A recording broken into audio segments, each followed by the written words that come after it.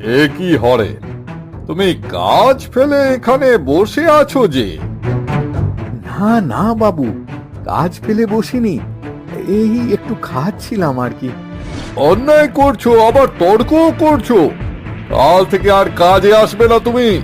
না না, এমন করবেন না বাবু, আমার মেয়ে বউ সব যে না খেয়ে মরবে। রোজ রোজ এই একই খাবার আর ভালো লাগে না।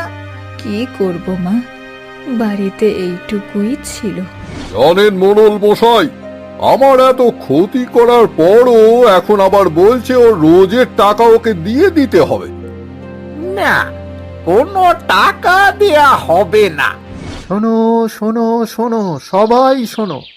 সব দিক বিচার করে মোড়ল মশাই এবার নিজের সিদ্ধান্ত জানাতে চলেছেন।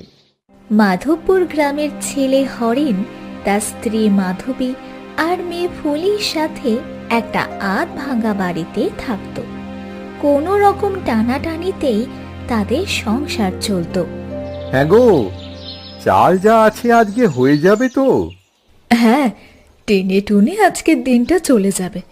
তবে শোনো না গো, শীতকাল তো প্রায় শেষ হতে চলল। মেয়েটা সেই কবে থেকে একটু গুড়ের পায়েস খেতে চাইছে। বুঝতে পারছি গো, আসলে শেষ দুদিনে টাকা পাইনি যে, তাই চালটাও কিনতে পারলাম না।